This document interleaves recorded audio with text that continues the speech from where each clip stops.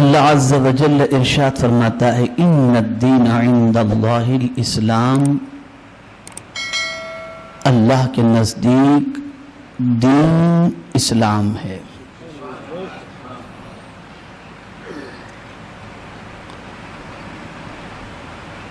ڈیڑھ ارب سے زیادہ کم و بیش پوری دنیا میں مسلمان بستے ہوں گے، لیکن جس طریقے سے بہت سارے بنیادی عقائد سے متعلق مسلمان کمزور ہیں، اسی طریقے سے دین کو سمجھنے سے متعلق بھی مسلمان کمزور ہیں۔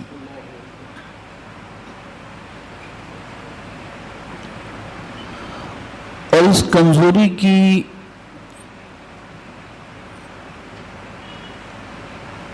بات یہاں تک پہنچ گئی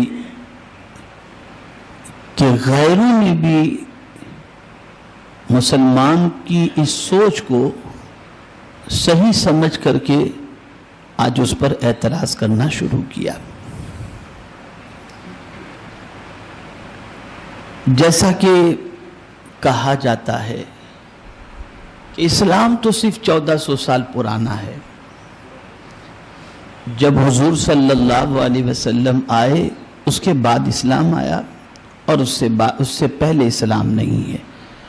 تو میں نے سوچا کہ تھوڑی سی اس کی وضاحت کر دوں اور آپ کو سمجھا دوں کہ اسلام کب سے ہے۔ تو یہ بات ذہن میں رکھو، جب سے انسان تب سے اسلام۔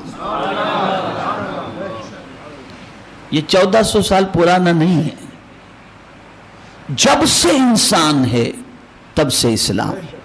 حضرت آدم کا دین بھی اسلام تھا، حضرت ابراہیم کا دین بھی اسلام تھا، حضرت نوح علیہ السلام کا دین بھی اسلام تھا، حضرت موسیٰ کا دین بھی اسلام تھا، سب کا دین اسلام تھا۔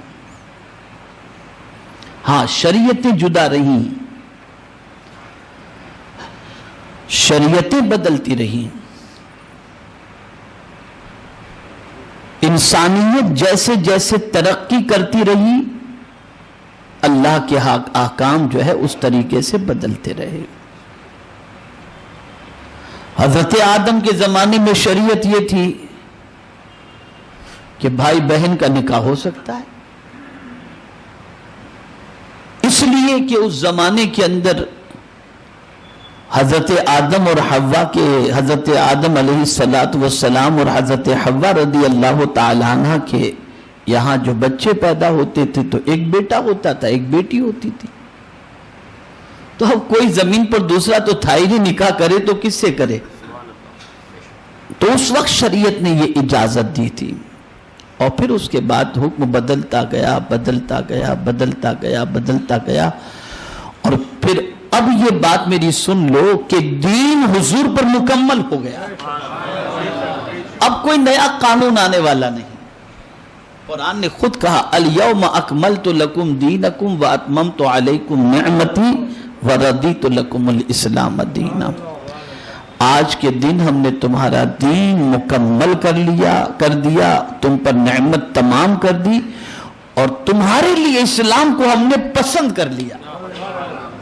یہ اسلام ہمارے لیے کسی انسان کا پسند کیا ہوا نہیں، خدا کا پسند کیا ہوا۔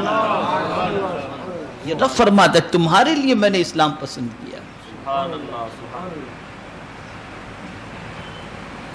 ہم کسی کے لیے کچھ پسند کرتے ہیں، کوئی ہمارے لیے کچھ پسند کرتا ہے، لیکن رب نے ہمارے لیے جو چیز پسند فرمائی وہ اسلام ہے۔